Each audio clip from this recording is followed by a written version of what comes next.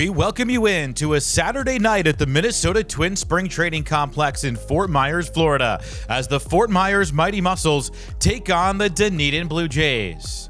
We bring you inside the broadcast booth. Hello, everyone. I'm John Vitas alongside Andrew Pauling. And Andrew, what a week it has been for the Mighty Mussels. Their third walk-off in 4 games last night. It was Maddox Houghton who came in off the bench for defense, who then delivered the big swing in the bottom of the 9th. Well, just like Brian Myers said to the team post-game yesterday, you don't have to start the game to be the guy that wins the game. He came in as a defensive replacement in the 8th inning, won at bat on the day, and it resulted in a 103-mile-an-hour double to walk it off for the third time in 4 games. And the guy he drove in, Omari Daniel, came in off the bench as well as a pinch runner. Mussels did a good job getting out of a jam in the top of the 9th as well. It was bases loaded, nobody out for the Blue Jays, and they held them to just 1 run. Now, in terms of the pitching matchup tonight, the Mussels bring Jeremy Lee off the injured list. He's been dealing with a blister issue, but is feeling good and ready to go at least 2 innings or so tonight, and then it'll be the bullpen from there. But we've seen his breaking stuff really, really nasty. Yeah, this will be his first outing since April 24th, so he'll be a little more limited than you would expect at this point in the season, trying to build it back up.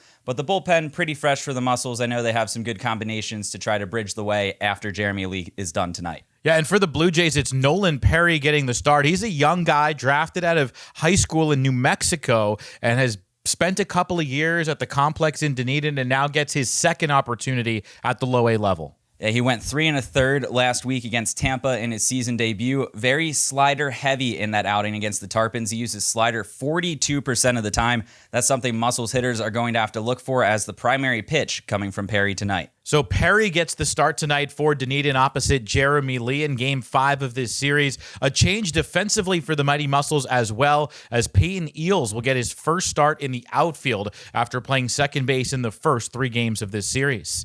It's time to introduce you to the third member of our broadcast team, as Hannah Jo Groves has today's Brant Down on the Farm report.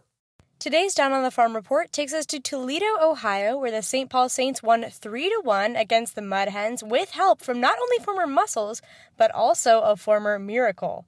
Randy Dobnak, who played on the Miracle back in 2019, showed some power, talent, and craftiness on the mound to strike out 7 batters in 6 shutout innings.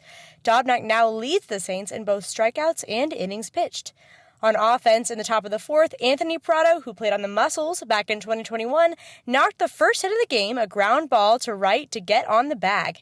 In the same inning, Prado's former Mussels teammate, Junior Severino, crushed one out to left for a 3-run homer in the top of the 4th, giving the Saints the 3-0 lead and bringing Severino his 5th home run of the season. That was today's Down on the Farm report, brought to you by Brant, professional agriculture, proud to power the Mighty Mussels. It's about time for first pitch here at Hammond Stadium. Let's send it back to John Vitas and Andrew Pauling in the broadcast booth.